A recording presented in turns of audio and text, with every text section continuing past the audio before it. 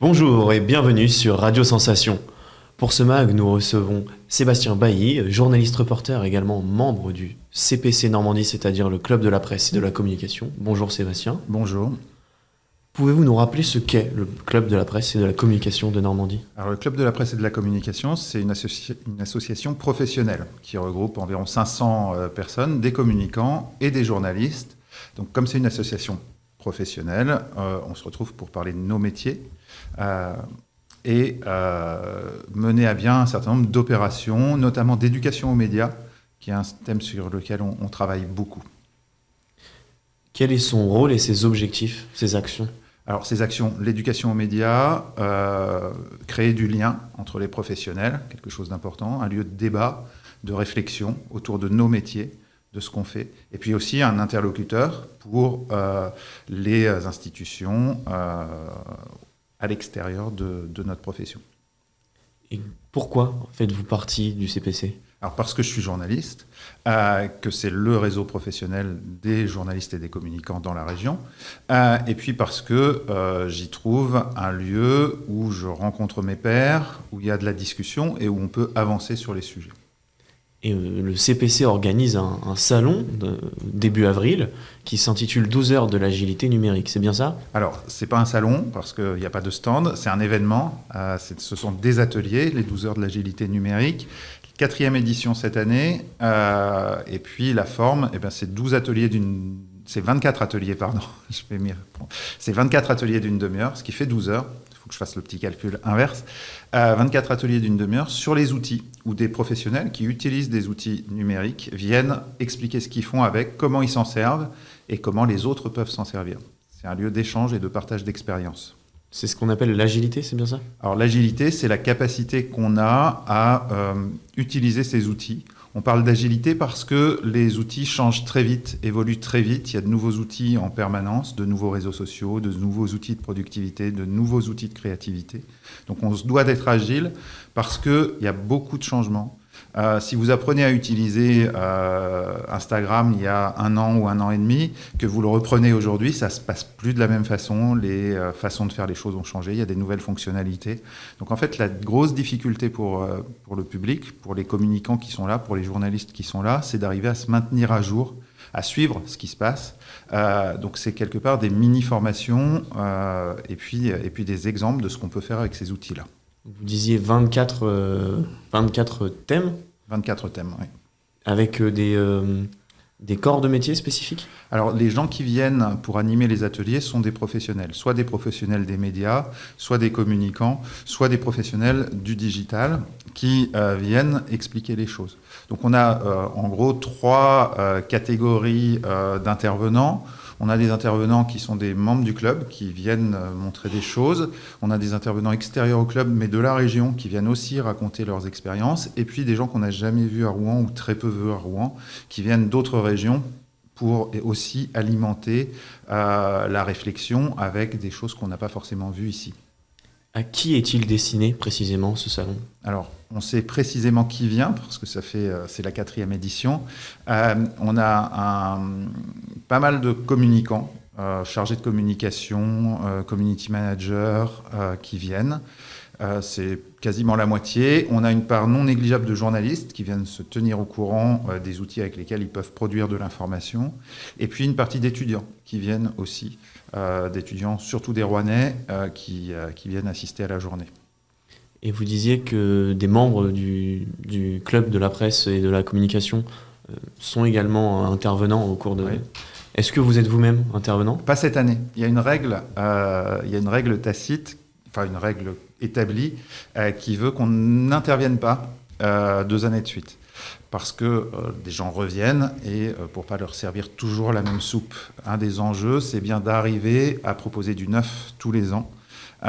Donc je suis intervenu l'année dernière, je suis intervenu la première année, donc là c'est une année sans normalement, sauf si au débotté et à la dernière minute, suite à une grève de train, je devais remplacer quelqu'un. Et de quelle manière a évolué le salon Alors par rapport aux années précédentes? l'événement a évolué, pas dans sa forme de base, c'est-à-dire que les 24 ateliers de 30 minutes étaient là la première fois, ils sont toujours là, ça n'a pas évolué. Ce qu'on a fait évoluer, c'est un peu les à côté. Donc l'année dernière, il y avait des mini-ateliers dans des plus petites salles. Et cette année, pour la première fois, on a une invitée d'honneur qui viendra pour ouvrir l'événement. Donc une première conférence de 3/4 d'heure, un peu plus longue, en début et en plus de l'événement. Donc on est sur 25 ateliers quasiment. Alors on est sur cette base de 24 et puis on greffe des choses en plus. Il faut qu'il y ait du bonus, il faut qu'il y ait des surprises. Et comment est venue l'idée de faire un thème, de faire un salon, un événement sur le thème de l'agilité numérique? Alors, en ce qui me concerne, je pilote ce projet. En ce qui me concerne, moi je suis aussi formateur et formateur sur ces sujets-là. Je suis un slasher, donc je suis d'un côté journaliste, je travaille pour Ouest France, et de l'autre côté, je travaille pour une société parisienne qui s'appelle samsa.fr, qui accompagne les médias dans leur transformation numérique. Donc, c'est ce deuxième métier. Moi, je fais de la formation depuis 20 ans maintenant.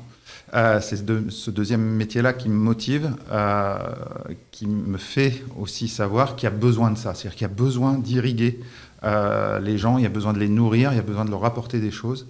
Parce que c'est très très difficile quand on travaille de suivre ce qui se fait de nouveau. Donc c'est l'occasion de se mettre à niveau quelque part.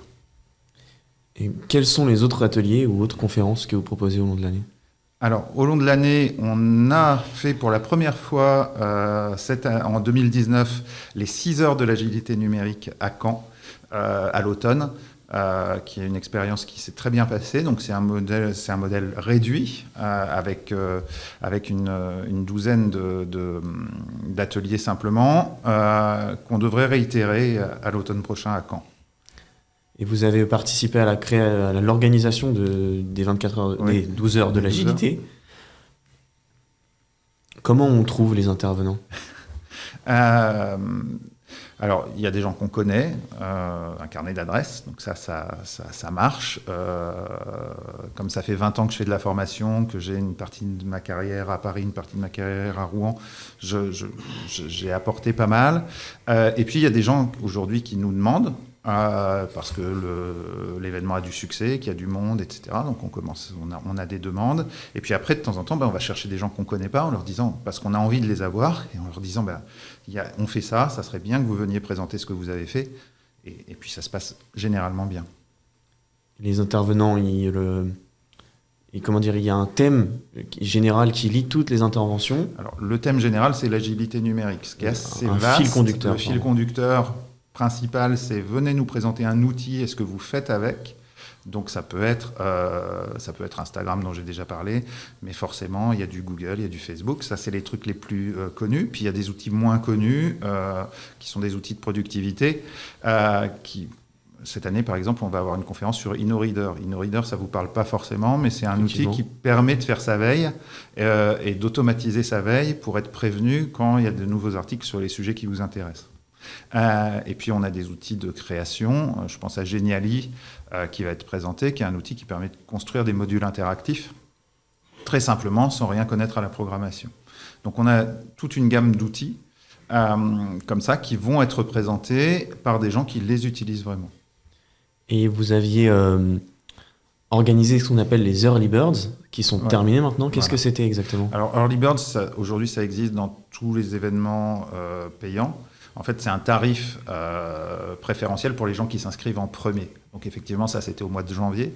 Aujourd'hui, on est passé au tarif normal, qui reste relativement modeste par rapport à la quantité d'informations que vous pouvez avoir pendant ces 12 heures de l'agilité numérique.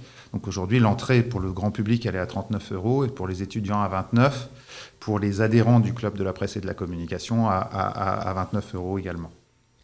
Et où est-ce qu'il se tiendra? Et quand? Le jour, c'est le 9 avril. Ça se rapproche grandement. Et puis, ça se passe à l'Open Scène, c'est les locaux qui appartiennent à la CCI, qui est partenaire de l'événement, à Rouen, donc à proximité du pont Gustave Flaubert. Merci beaucoup d'avoir été avec nous, Sébastien Bailly, donc journaliste, reporter, également membre du Club de la Presse et de la Communication de Normandie. Merci à vous, chers auditeurs. Vous pouvez retrouver ce mag et beaucoup d'autres sur radiosensation.fr, également sur notre page Facebook Radio Sensation Normandie et sur YouTube au même nom.